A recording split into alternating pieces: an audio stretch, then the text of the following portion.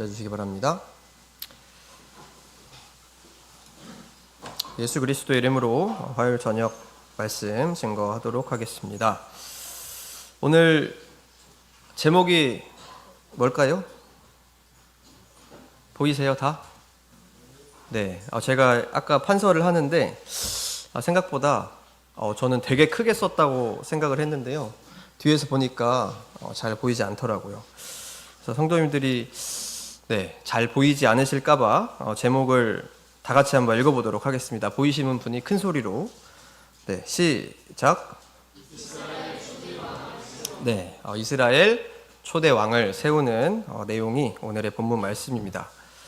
말씀을 들어가기 앞서서 제가 질문 하나를 하도록 하겠습니다. 성도님들, 이렇게 저희 같이 살아가는 존재를 뭐라고 부르죠, 보통? 그러니까 좀 질문이 애매하죠.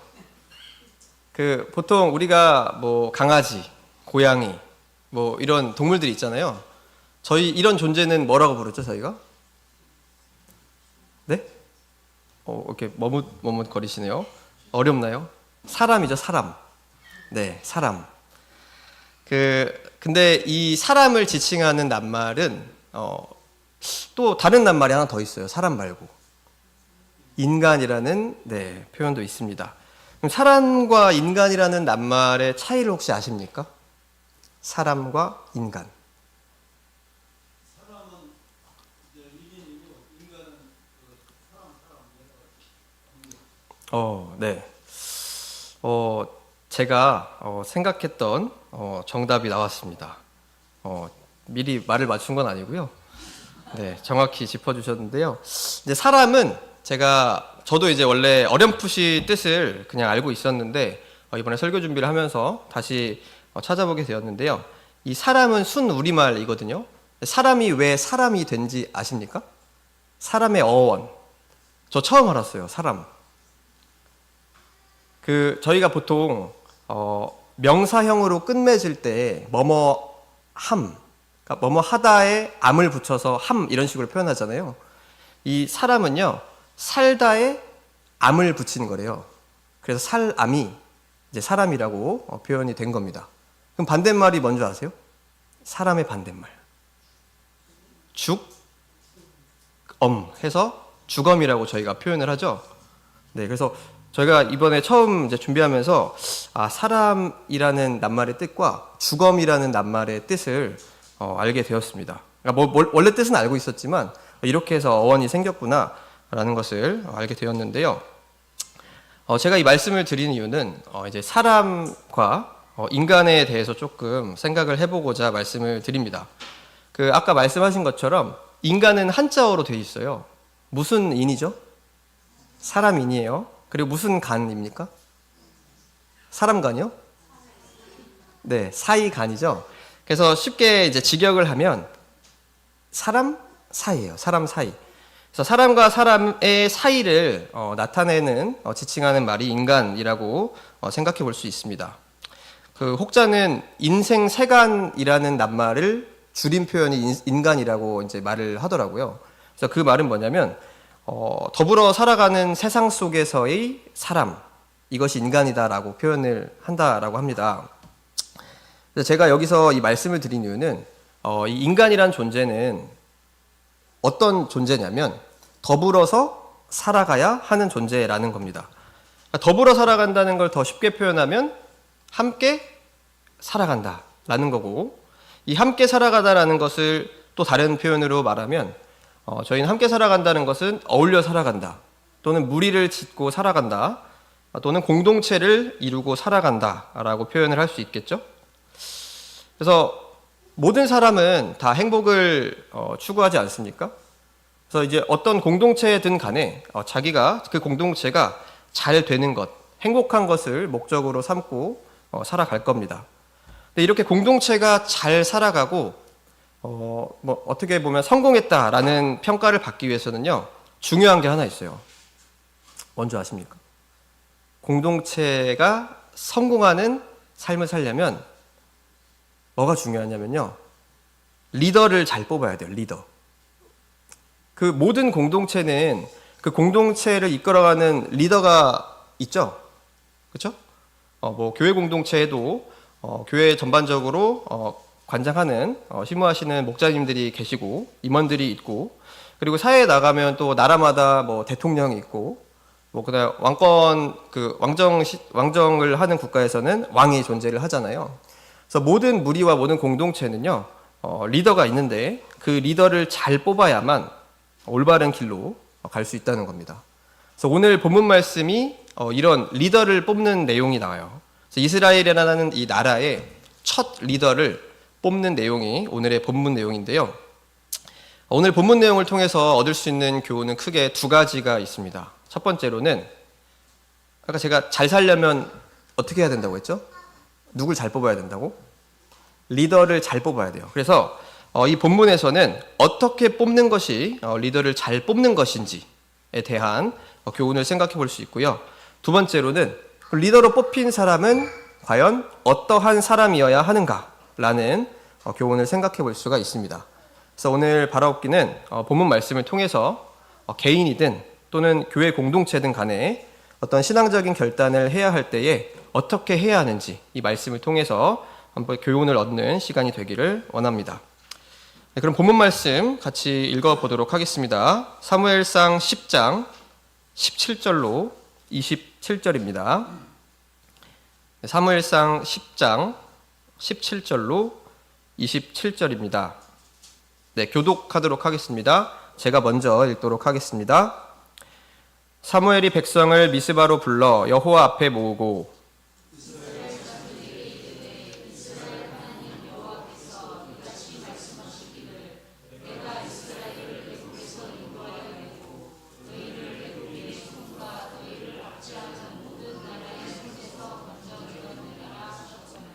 너희가 너희를 모든 재난과 고통 중에서 친히 구원하여 내신 너희 하나님을 오늘날 버리고 이르기를 우리 위에 왕을 세우라 하도다.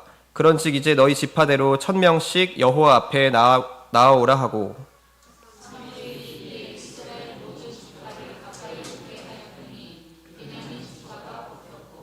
베냐민 지파를 그 가족대로 가까이 오게 하였더니 마드리의 가족이 뽑혔고 그 중에서 기스의 아들 사울이 뽑혔으나 그를 찾아도 만나지 못한지라.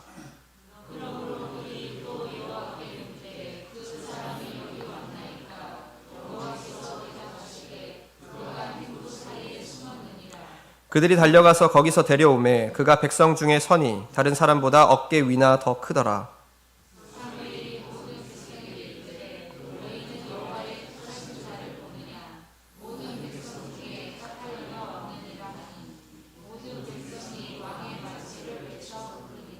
사무엘이 나라의 제도를 백성에게 말하고 책에 기록하여 여호와 앞에 두고 모든 백성을 각기 집으로 보내매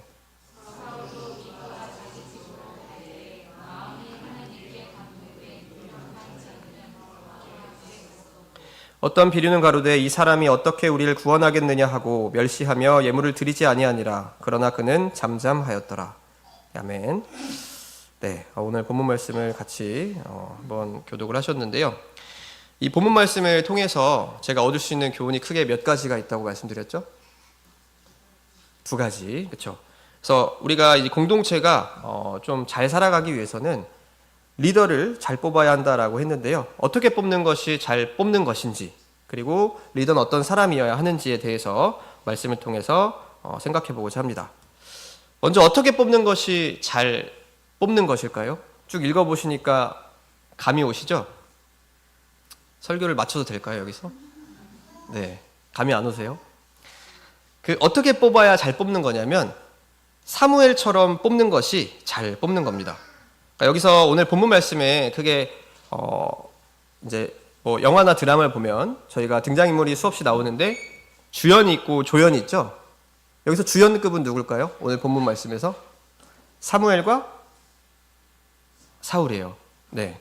그래서 이제 사무엘 두 주연 중에 첫 번째 인물인 이 사무엘 선지자를 통해서 우리는 어떻게 뽑는 것이 잘 뽑는 것인지를 참고할 수 있습니다. 그럼 먼저 사무엘이 어떤 절차를 거쳐서 이스라엘 왕을 뽑게 되었는지 살펴보도록 하겠습니다. 첫 번째로는 백성들을 집결시켰어요. 그 사무엘은 백성들을 집결시켰습니다. 사무엘상 10장 17절에 보시면 같이 한번 다시 읽어보도록 하겠습니다. 사무엘상 10장 17절 말씀입니다. 시작. 사무엘이 백성을 미스바로 불러 여호와 앞에 모으고. 사무엘이 백성을 모았어요. 그렇죠? 우선은 백성들을 집결시켰다라고 나오는데요. 여러분들, 나라의 왕을 뽑는 것은 굉장히 중요한 일이죠. 그렇죠? 그러니까 그 공동체의 우두머리를 뽑는 것, 어떤 부족의 족장을 뽑는 것, 그런 것들은 굉장히 중요한데, 지금은 이 이스라엘이라는 나라가 여태까지 왕이 없었어요. 그러니까 없다가 처음으로 왕을 세우는 엄청 중요한 일을 지금 하고 있는 거예요. 그러면 이렇게 중대한 일을 행할 때에 몇몇 사람들이 의논을 해서 뽑는 것이 지혜로울까요? 아니면 관계된 모든 사람이 모여서 해결하는 게 지혜로울까요? 관계된 모든 사람이 모여서 한 자리에 모여서 의논을 충분히 하고 그 자리에서 왕을 선출하는 것이 불만을 없앨 수 있는 방법이겠죠. 그래서 사무엘은요, 백성들을 집결시켰어요. 먼저 이 백성 중에서 왕이 될 사람을 뽑기 위해서 해당되는 모든 백성들을 한 자리에 모았습니다. 근데 여기서 제가 백성들을 집결시켰다라고 말씀을 드렸는데요. 사실 이 집결시켰다라는 것 앞에 어떠한 문구를 하나 더 넣어야 사무엘이 어떻게 뽑았는지를 더 명확하게 알 수 있는데요. 사무엘이 어디에 집결을 시켰느냐, 이것이 굉장히 포인트라고 볼 수 있습니다. 사무엘이 어디로 불렀다고 나와 있죠? 네, 미스바로 불렀다라고 나와 있습니다.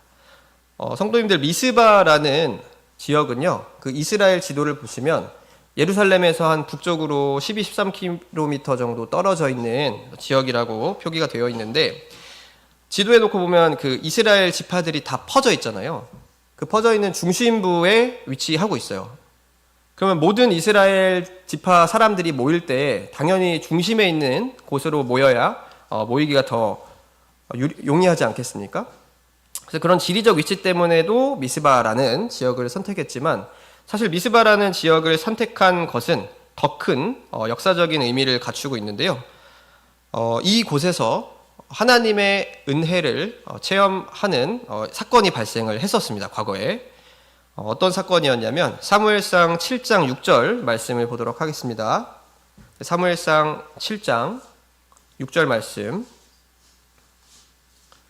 네, 제가 읽겠습니다. 그들이 미스바에 모여 물을 길어 여호와 앞에 붓고 그날에 금식하고 거기서 가로되 우리가 여호와께 범죄하였나이다 하니라. 사무엘이 미스바에서 이스라엘 자손을 다스리니라. 아멘. 이 미스바라는 장소에서 이스라엘 백성들이 뭐 하냐면 금식을 하고요, 여호와께 부르짖는 그런 행동을 하거든요.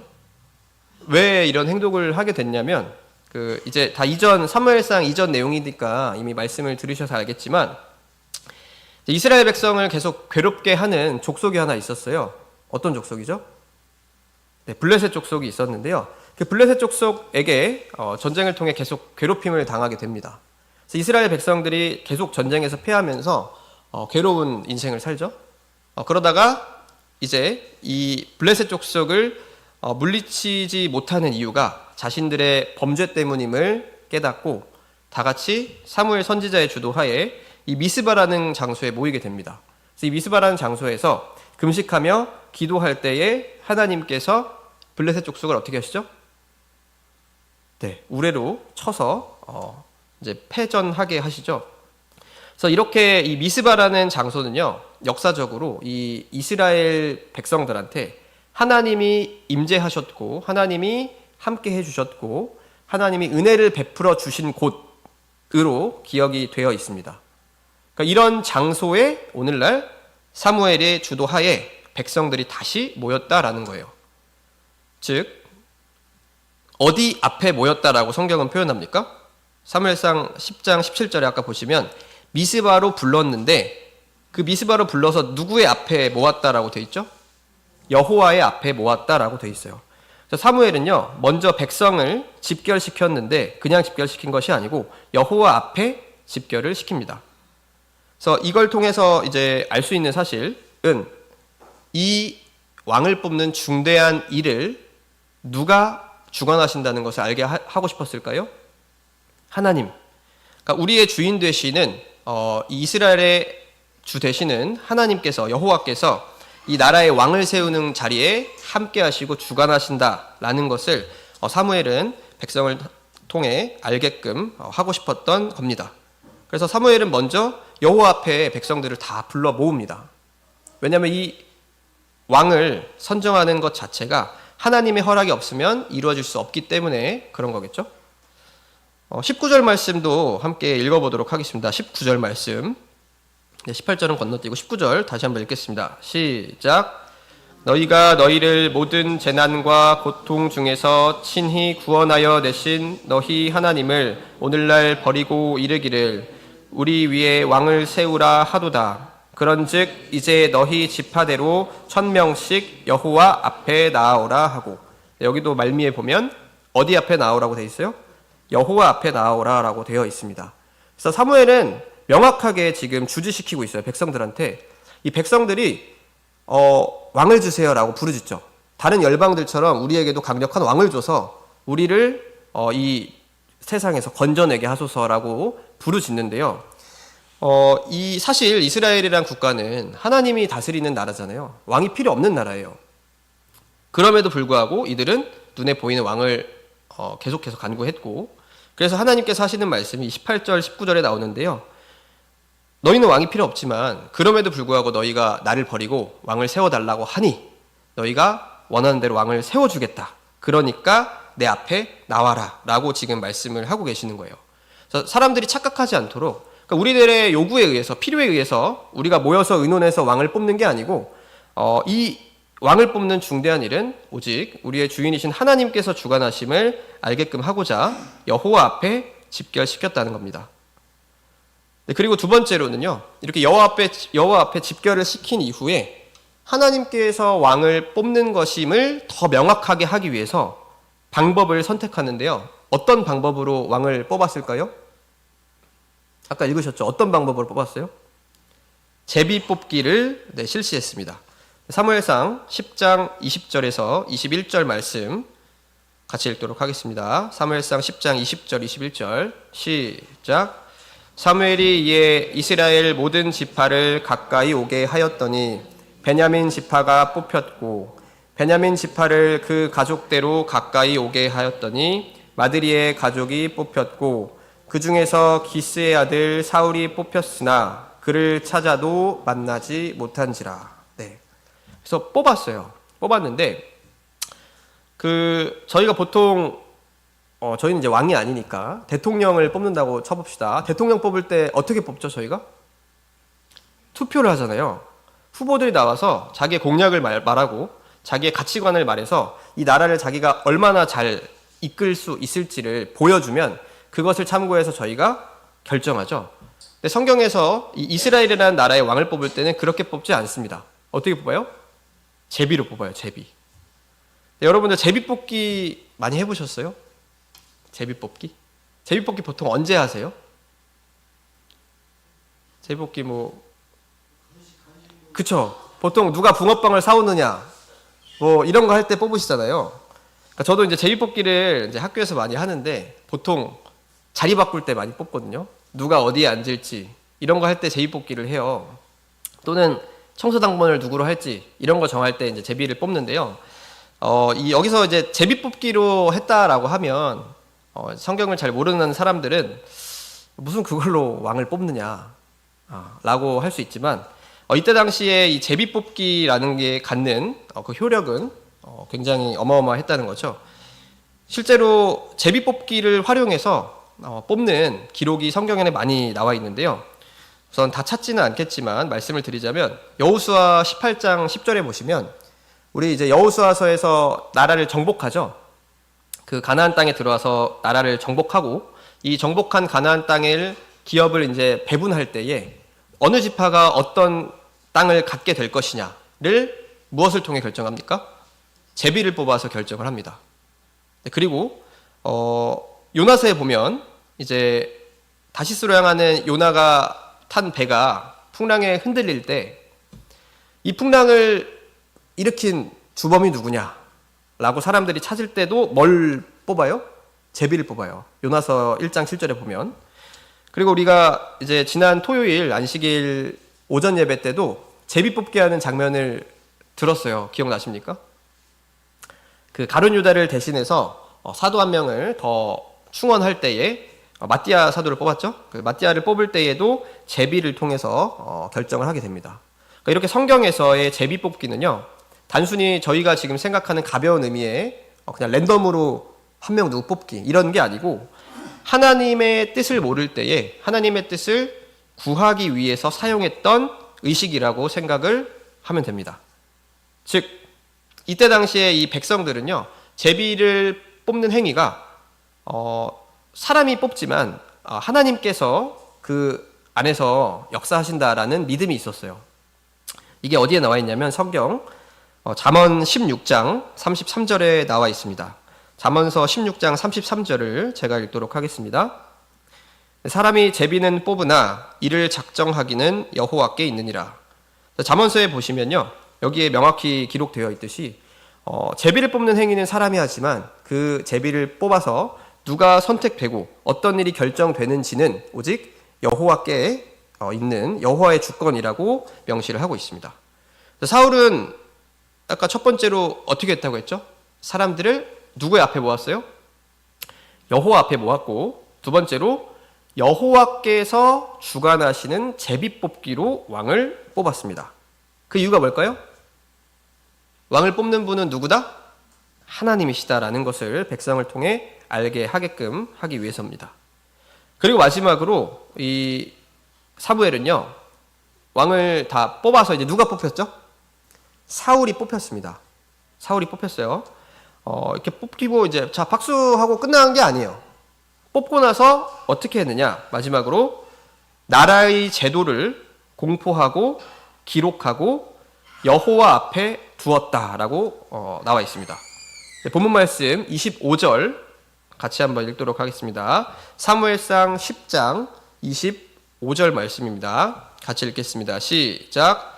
사무엘이 나라의 제도를 백성에게 말하고 책에 기록하여 여호와 앞에 두고 모든 백성을 각기 집으로 보내매.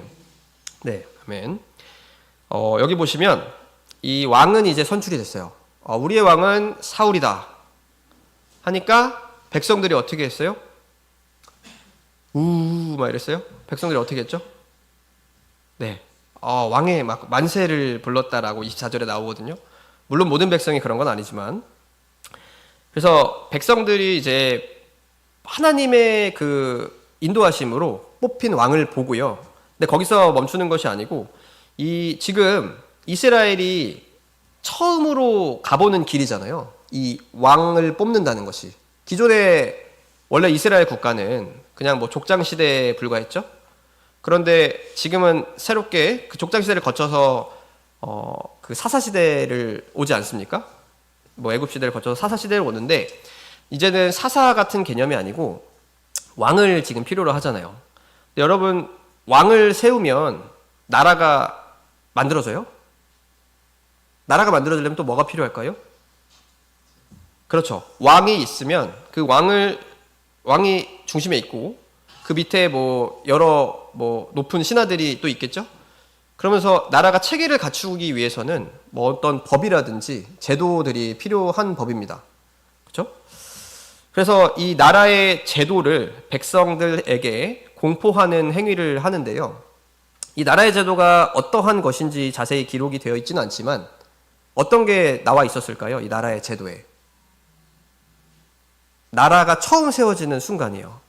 그러면 이 나라의 제도에는 분명히 왕은 어떤 의무를 해야 하는지, 그러니까 왕으로서의 책무와 그리고 백성으로서의 책무 등등이 아마 기록이 되어 있었을 겁니다. 그래서 이렇게 이스라엘이라는 나라가 지켜야 하는 제도, 즉 왕은 어떻게, 백성은 어떻게 지켜야 하는지에 대한 이 제도를 백성들한테 알리고 기록해서 끝낸 게 아니고요. 어디에 두었다고 또 나오죠? 여호와 앞에 두었다라고 또 나옵니다. 그래서 여기서 여호와 앞에 둔 이유가 뭘까요? 우리가 이제 하나님의 인도하심으로 왕이 뽑혔고 이 국가가 유지되려면 왕은 이러해야 하고 백성은 이러해야 합니다 라는 이 제도를 여호와 앞에 기록해서 둔 이유가 뭘까요? 백성으로 하여금 뭘 알게끔 하려고 했을까요? 이 나라를 세우시는 분, 아까도 계속 얘기했지만 이 나라를 세우시고 그리고 너희들이 내가 세워준 나라를 잘 나의 명령대로 따라서 살아가는지를 하나님께서 감찰하심을 알게끔 하기 위해서 여호와 앞에 둔 것입니다. 그래서 비록 이제 우리가 왕이 정치를 하는 그 국가를 왕정국가라고 표현을 하죠. 그래서 이제 사실은 신이 그 여호와 하나님께서 그러니까 다스렸던 이런 신정 국가의 모습에서 왕정 국가의 모습으로 변화하는 과도기 단계예요, 지금. 그래서 모습은 비록 왕정의 모습을 갖추게 되었지만 사실상 그 왕을 세우시는 분, 그 위에는 하나님이 계시고 너희가 이 나라를 잘 운영하는지에 대해서도 하나님께서 다 감찰하고 계신다라는 사실을 통해 진정한 왕은 하나님이심을 백성들로 하여금 알게 하기 위해서 이런 행위를 한 것이죠. 그래서 이 사무엘은요, 먼저 백성을 여호와 앞에 모으고 여호와의 방법대로 왕을 선출하며 그리고 나라의 모든 제도를 백성이 알게 하면서 여호와 앞에 또 두는 행동을 하게 됩니다. 그래서 이런 일련의 절차를 거쳐서 왕을 선정하고 나라를 세우게 됩니다. 그래서 여기서 저희가 얻을 수 있는 교훈은 이렇게 사무엘처럼 어떤 신앙적인 결단을 내리거나 여기서는 왕을 뽑는 자리였지만 사실 저희가 교회 안에서 왕을 뽑진 않죠. 그렇죠? 교회 안에서 물론 어떤 직분자나 아니면 일꾼을 세우는 과정이 있을 수는 있지만 그런 거에 국한하는 것이 아니고 어떤 신앙적인 결단을 내릴 때 그 결단이 어떤 개인에게 있는 신앙적 결단이든 교회 공동체가 내려야 하는 신앙적 결단이든 간에 이 모든 일련의 과정에 하나님께서 주권을 가지고 주관하고 계심을 믿고 행해야 한다는 교훈을 얻을 수 있습니다. 네, 그래서 첫 번째로는 이 본문 말씀을 통해서 사무엘처럼 우리가 뽑아야 잘 뽑는 건데 사무엘은 여호와의 주권을 인정하고 하나님의 주관하심을 믿으며 행동했다라고 우리가 생각해 볼 수 있습니다. 그래서 오늘날 이 교회도 마찬가지겠죠. 저희가 이제 교회 공동체에서도 교사를 세우고 일꾼을 세우고 또는 내가 어떤 직분이 없더라도 나의 신앙을 이끌어가는 사람으로서 내 자신이 어떤 생각을 가지고 우리가 임해야 하는가라는 것을 알려주는 말씀이라고 볼 수 있습니다. 네, 그리고 두 번째 얻을 수 있는 교훈은 아까 뭐라고 제가 말씀드렸죠?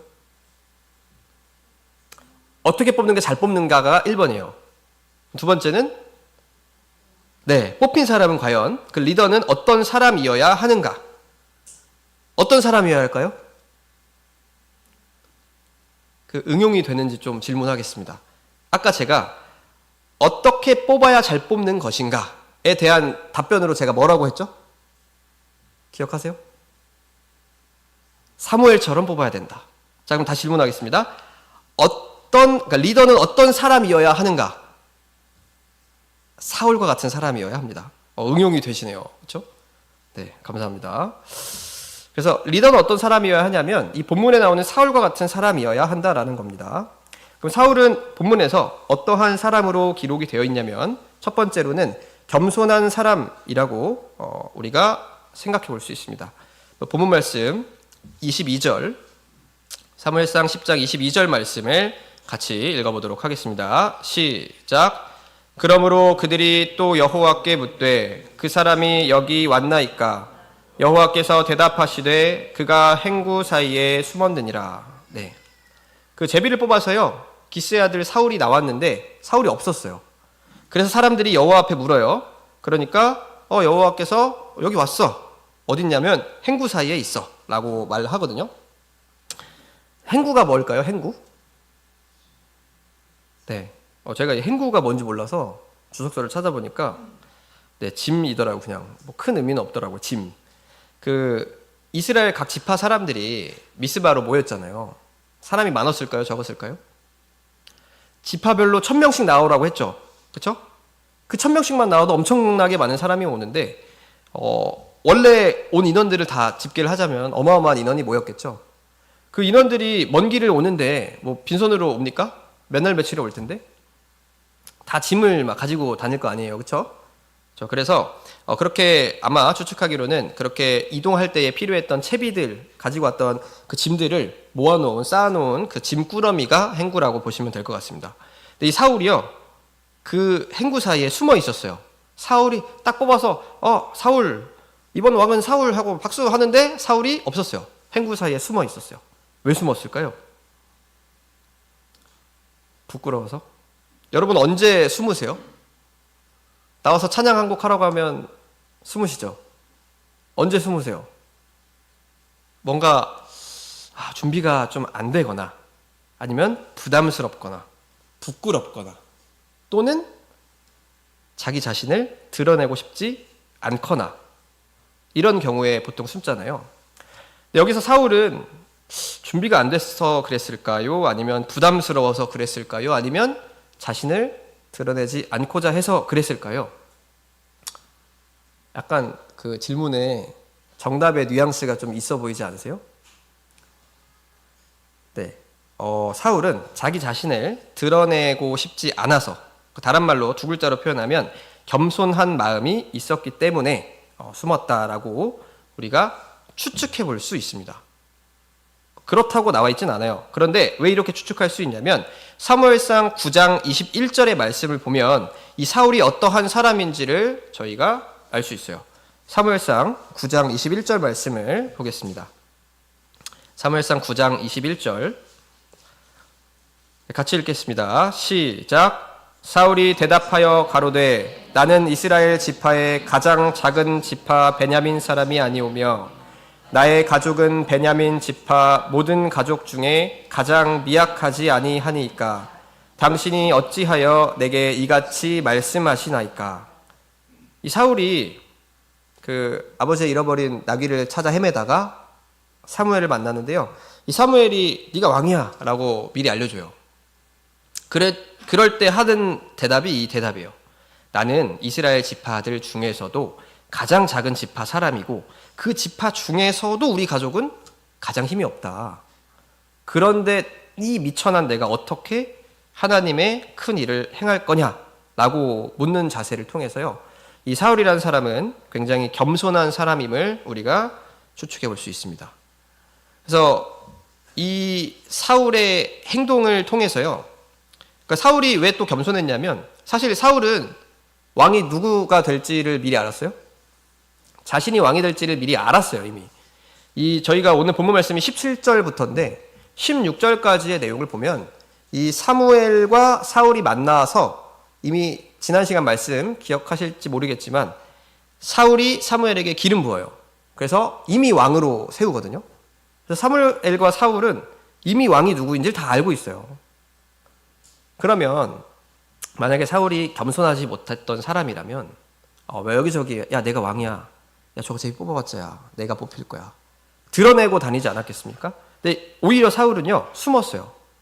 그 사울의 마음은 9장 21절에서 본 것처럼 나는 되게 미천하고 약한 사람인데 내가 감히 어떻게 왕으로 서느냐 라는 마음을 가지고 항상 겸손한 자세를 보였다라는 거죠. 그래서 여기서 알 수 있는 우리가 얻을 수 있는 교훈은요, 어떤 이 왕처럼 리더, 꼭 리더가 아니더라도 교회 안에서, 교회 공동체 안에서 또는 개인의 신앙 속에서 누군가를 이끌어주고 섬기는 사람은 이처럼 반드시 겸손해야 한다라는 것을 우리가 교훈 삼을 수 있습니다. 베드로전서 5장 5절 말씀 같이 읽겠습니다. 베드로전서 5장 5절로 6절 말씀을 같이 읽어보도록 하겠습니다. 네, 시작. 젊은 자들아 이와 같이 장로들에게 순복하고 다 서로 겸손으로 허리를 동이라. 하나님이 교만한 자를 대적하시되 겸손한 자들에게는 은혜를 주시느니라. 그러므로 하나님의 능하신 손 아래서 겸손하라. 때가 되면 너희를 높이시리라. 네, 여기 말씀처럼 우리는 리더는, 이끄는 사람은, 섬기는 사람은, 그리고 모든 성도님들은 겸손한 마음을 품어야 한다라는 겁니다. 그 두 번째로 사울은 어떤 사람이었냐고 이 본문을 통해 추측할 수 있냐면요. 본문 말씀 27절을 통해 저희가 알 수 있는데요. 27절을 먼저 읽어보겠습니다. 사무엘상 10장 27절 말씀입니다. 같이 읽겠습니다. 시작. 어떤 비류는 가로되 이 사람이 어떻게 우리를 구원하겠느냐 하고 멸시하며 예물을 드리지 아니하니라. 그러나 그는 잠잠하였더라. 여기서 그가 누굴까요? 사울이에요. 사울. 멸시하는 사람, 무시하는 사람, 저주하는 사람에 대해서 사울은 잠잠한 모습을 보이고 있어요. 이미 왕이거든요. 어디 감히 왕한테 네가 왕이냐라고 하는 사람들이 있는데 이미 왕이 된 사울은요 잠잠합니다. 그래서 이걸 통해서 사울은 어떤 사람이냐 하면 온유한 성품을 갖춘 사람임을 알 수가 있습니다. 여기 보시면 비류라는 표현이 나오거든요. 비류. 이 비류는요 쓸모없는 자, 무가치한 사람 또는 뭐 불량배 이런 식으로 번역이 되고요. 또 다른 상황 속에서는요 왕국에 큰 손상을 입히는 사람으로도 해석이 된다고 합니다. 쉽게 말하면 이 하나님께서 지금 이스라엘 왕을 세웠잖아요. 이 하나님의 권위에 도전하고 그 권위를 인정하지 않고 멸시하는 자들을 뜻하는 거예요. 그러니까 사무엘이 굉장히 하나님의 지혜를 구해서 지혜로운 절차대로 왕을 선정했어요. 이미 뽑혀있던 사울이었지만 다시 백성들을 모으고 하나님의 방법을 통해 제비를 뽑았으며 그 나라의 제도를 여호와 앞에 둠으로써 이것은 여호와께서 인도하심을 알게 했는데도 불구하고 분명히 이런 비류들이 존재했겠죠. 아마 이 비류는 성경에 보면요 그 강력한 지파들의 무리였을 것이다 라고 추측이 됩니다. 아까 말했지만 베냐민 지파는 굉장히 약한 지파예요. 그러니까 베냐민 지파가 과거에 범죄를 함으로써 이스라엘 지파의 공격을 받아서 거의 멸망 직전에 이르는 사건이 있어요. 그 사건 이후에 이 베냐민 지파는 이스라엘 지파에서 가장 미약하고 약간 천대받는, 천대라고까지 하면 좀 그렇지만 그런 지파가 되거든요. 근데 그런 지파에서 왕이 뽑혔다는 게 힘이 강력했던 다른 지파들 사람들 입장에서는 이해가 안 됐던 거죠. 그렇죠? 그래서 이렇게 비난하고 비판을 했습니다. 네가 무슨 왕이냐? 예물도 드리지 않았어요. 보통 왕이 되면 그 사람에게 예물을 드림으로써 내가 당신에게 충성한다라는 의미를 가졌다고 하는데요. 그런 행위도 하지 않았죠. 이거는 사울 자체를 무시한 게 아니고 사울을 뽑은 그 위에 계시는 하나님을 무시하는 행위라고 할 수 있습니다. 그런데 사울은 여기서요 잠잠함을 보여주고 있어요. 잠잠하다. 여러분 잠잠하다라는 표현은 언제 쓰죠? 잠잠하다. 그냥 차분하고 그냥 기다리고 인내하고 침묵하는 그러한 표현이죠. 그렇죠? 그래서 내가 멸시를 받고 손가락질을 하고 네가 무슨 왕이냐라고 사람들이 멸시할 때에 그거를 침묵하고 인내하고 견뎠다라는 거예요. 즉 온화하고 부드러운 성품, 다시 말해서 온유한 성품을 사울이 가지고 있었기 때문에 이런 행동을 보였다는 거죠. 성경에 보시면 이런 온유함을 갖춘 또 다른 지도자 한 명이 나오거든요. 하나님께서 이렇게 평가해요. 너는 온유함이 이 지면의 모든 사람보다 승하다 라고 표현하는 리더가 한 명 나옵니다. 누굴까요? 두 글자예요. 네, 모세예요. 모세. 민수기 12장 3절 말씀을 보면요, 이 사람 모세는 온유함이 지면의 모든 사람보다 승하더라 라고 기록이 되어 있는데요, 이 민수기 12장 3절 앞에는 어떤 내용이 있냐면 이 모세의 형제들 있죠? 누구죠? 미리암과 그 다음에 아론이 굉장히 시기 질투하면서 모세를 책망해요. 막 모세가 그 어떤 여인을 아내로 취한 것에 대해서 막 비판하면서 너만 하나님과 소통하냐? 나도 한다. 이러면서 막 비아냥거리고 멸시하는 장면이 나오거든요. 근데 그러한 멸시에도 이 모세는 온유했다라고 표현을 하고 있습니다. 그래서 이걸 통해서 저희가 알 수 있는 사실은요, 사울도 그렇고 모세도 그렇고 우리가 이제 어떤 한 나라의 지도자라고 표현하잖아요. 그렇죠? 모세도 왕은 아니었지만 이스라엘 백성을 애굽에서 이끌어낸 지도자였지 않습니까? 지도자로서 가져야 되는 품목, 성품, 두 번째는 온유함이다라는 겁니다. 그래서 리더 또는 이끄는 자 또는 섬기는 자는 온유해야 한다라는 것을 우리가 이 사울의 모습을 통해서 교훈 삼을 수 있습니다. 그래서 사울의 모습을 통해 지금 살펴본 이 두 가지 성품, 즉 온유함과 겸손함은 교회의 모든 직분자들 뿐만이 아니고 자신의 신앙 성장을 이끄는 모든 성도 역시 이 성품을 갖추기 위해 노력해야 함을 우리는 말씀을 통해서 알 수 있습니다. 그래서 오늘 이제 말씀의 결론을 맺고 마칠 텐데요. 오늘 말씀을 통해서 저희가 이스라엘 초대 왕을 세우는 모습을 지켜봤는데요. 두 가지 교훈을 크게 생각해 볼 수 있다고 말씀드렸습니다. 네, 첫 번째는 어떻게 뽑는 것이 잘 뽑느냐를 통해서 사무엘처럼 뽑아야 된다고 말씀드렸는데요. 이 사무엘이 신앙 안에서, 그러니까 어떤 일을, 중대한 일을 할 때에 어떻게 했는지를 통해서 우리는 신앙 안에서 결단을 내리거나 일꾼을 세울 때는 반드시 하나님께서 일하심을 믿고 따르는 자세가 필요하다라는 것이 오늘의 첫 번째 교훈이었고요. 두 번째는 이 사울의 모습을 통해서 이 섬기는 자는, 또는 내가 어떤 직분이 없다 할지라도 우리는 모두 개인의 신앙 성장을 이끄는 사람 아닙니까? 또는 때로는 가장으로서 가정의 신앙을 이끄는 사람일 수도 있고요. 아니면 내가 진짜 이 복음을 전하고 싶은 사람에게 나는 리더의 역할을 해야 하잖아요. 이 신앙 안에서 성장을 이룰 수 있도록 끌어주는 사람이 돼야 됩니다. 또는 그냥 내 자신의 성장을 위해서도 나는 나에게 스스로 리더가 되어야 하거든요. 그래서 이런 모든 성도들은 겸손함과 온유함의 성품을 갖추기 위해 노력해야 한다라는 것을 교훈 삼을 수 있습니다. 네, 바라옵기는 오늘 본문 말씀에서 얻은 교훈을 바탕으로 우리 수원교회가 하나님 보시기에 바르게 행하는 교회가 되기를, 그리고 저와 모든 성도님들이 겸손함과 온유함을 갖추어 하나님 보시기에 기뻐하시는 교회 공동체를 이루어 나갈 수 있기를 예수 그리스도의 이름으로 축원합니다. 네, 목도하시겠습니다. 할렐루야.